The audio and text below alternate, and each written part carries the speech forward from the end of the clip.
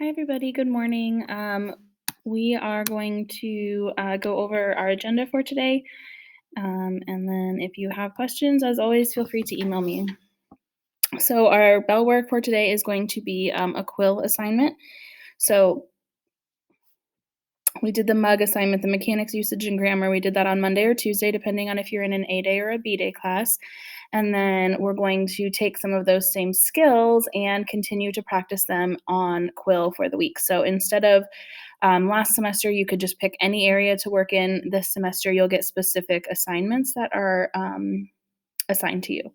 So if you click on the assignment here, there's a link where you can join our second semester quill course. So you just click right here, and that will put you into our course. If you have never signed up for quill before, you'll need to sign up. Obviously, for me, it's not going to let me do that because I am a teacher and not a student.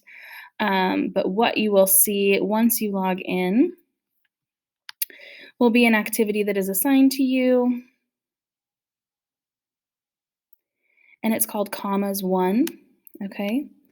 And you're going to be looking at commas after introductory prepositional phrases. So this is something that we saw in several of the sentences that we looked at on Monday and Tuesday, where you have an introductory phrase and then you have a comma. So like without them, comma, once a year, comma, things like that. So when a sentence begins with a prepositional phrase, you always put a comma after the phrase. They're phrases that add description. Okay, so like before the bus comes, I eat breakfast. You need to have a comma after comes. So before the bus comes, comma, I eat breakfast, and so on. Prepositions are really they're kind of like the little words that connect and show relationships. So they're things like to, from, once, before, after, like different things like that. So you are going to click on Start Activity. Okay, it will give you another example so that you can remember what the example looks like, and then you will write the sentence. Excuse me, putting a comma in the correct place. Okay, there's 8 questions to complete. It should take you about 10 minutes or so to complete that. You don't have to turn anything in. On my side as the teacher, I will be able to see when everyone has completed the assignment. So I will just go in and give you credit. You don't actually have to turn anything in. Okay. So that should take you about 10 minutes, and then you can move on to our journal for today. And our journal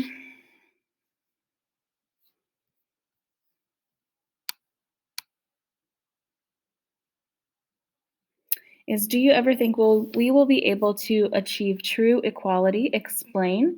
So you can say, yes, I think we can, or no, I think we won't. You just have to give your reasoning. I'm sorry that I'm yawning.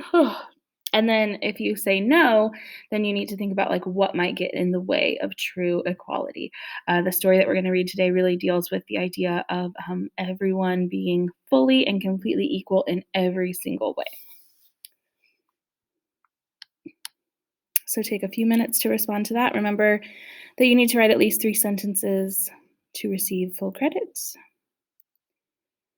Then we're going to do a pre-reading assignment over Harrison Bergeron, which is the story that we will be reading today. What you're going to do here is on line A, you're going to write you'll have a vocab word and a sample sentence. On line A, you're going to put a guess of what you think that word means based on the context clues, and then you will look up the definition of the word and put that onto line B. So for example, vigilance, Batman maintained steady vigilance over Gotham City. So what do you think that vigilance means based on the context clues that you have here? And I think there's 10 words that you do that for. Okay, and then you're going to read a very short passage about Kurt Vonnegut, who is the author of our story. Okay, it's just a few paragraphs about his life, and then you'll answer these questions. Please make sure that you use complete sentences. Okay, so what college did Vonnegut attend in 1943? The college Vonnegut attended was blank, period. Okay, you need to use full sentences so you can rephrase the question in your sentence.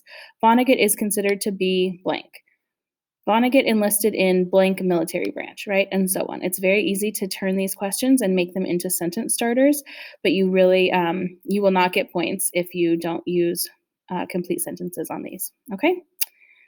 Um, and so that shouldn't take too terribly long. And then once you're finished with that, I would say 10 to 15 minutes on that, and then you can start reading Harrison Bergeron. This story, like I mentioned, is linked here. The audio is here, and your reading questions are here. I would click on the text first so that that pulls up, and then click on the reading questions.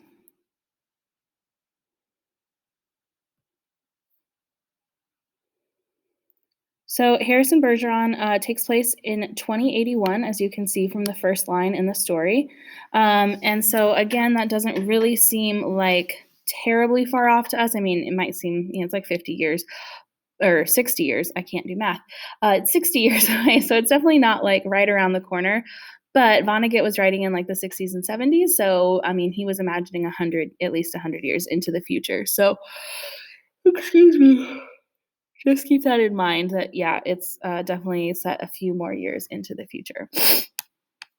All right, so for your reading questions, they're actually going to follow along exactly with the annotations from the text. Mine does not seem to want to load right now, but you will read through, and then whenever you get to a little letter, right, and the question in the margin, that's going to be the exact same question that's on your reading questions. So that will help you kind of give you a visual of like where to stop and answer the questions. And so let's go through the first one together. The year was 2081 and everybody was finally equal. They weren't only equal before God and the law, they were equal every which way. Nobody was smarter than anybody else. Nobody was better looking than anybody else. Nobody was stronger or quicker than anybody else. All this equality was due to the 211th, 212th, and 213th Amendments to the Constitution and to the unceasing vigilance of the agents of the United States Handicapper General. Some things about living still weren't quite right, though. April, for instance, still drove people crazy by not being springtime. And it was in that clammy month that the HG men took George and Hazel Bergeron's 14-year-old son Harrison away. It was tragic, all right, but George and Hazel couldn't think about it very hard. Hazel had a perfectly average intelligence, which meant she couldn't think about anything except in short bursts. And George, while his intelligence was way above normal, had a little mental handicap in his ear. He was required by law to wear it at all times. It was tuned to a government transmitter. Every 20 seconds or so, the transmitter would send out some sharp noise to keep people like George from taking unfair advantage of their brains. Okay, so far in the story, we have two characters, George and Hazel Bergeron, and we know that they have a 14-year-old son, Harrison, and that he's been taken away from them for some reason. Okay, we also know that in this society of 2081, there is this idea that everyone is equal, and not in the sense of like everyone has the same rights, which is a good thing, right? We want everyone to have the same rights. But this has been taken to an extreme. Remember that dystopian authors talk about things in extremes. Okay, so they were equal in every way. No one was smarter than anyone else. So if you were smarter than other people, you had to wear this little transmitter in your ear that would send like sharp noises so that you couldn't concentrate very long. No one was better looking than anyone else. So if you were beautiful, you had to wear a mask or something to cover your face so that you were not more beautiful than others. Nobody was stronger or quicker than anybody else. So if you were strong, you would have to wear like heavy weights to keep you from being able to show your strength. Or if you were quick, then you would again like maybe have to wear like sandbags or something that would slow you down. So everyone has to be exactly the same at all times. So it's not just like equality in the sense that we think of it, where everyone has the same rights. This is taken, again, to the extreme because that's what dystopian authors do. Okay, so your first question is to reread lines 1 through 17, which is what we just read. Look at the specific details that describe the society. What is your opinion of the society so far? So then you would want to go to your questions, which again, I don't know, they're not loading for me, but you would want to go to your questions. And next to number 1, you want to write in a complete sentence, okay? This society seems blank. What do you think? Does it seem like a society you would want to live in? Does it seem good? Does it seem bad? Does it seem oppressive? Does it seem dehumanizing? Does it seem joyful? Like, what does it seem like? I don't know. You put your thoughts. What is your opinion of the society so far? Okay.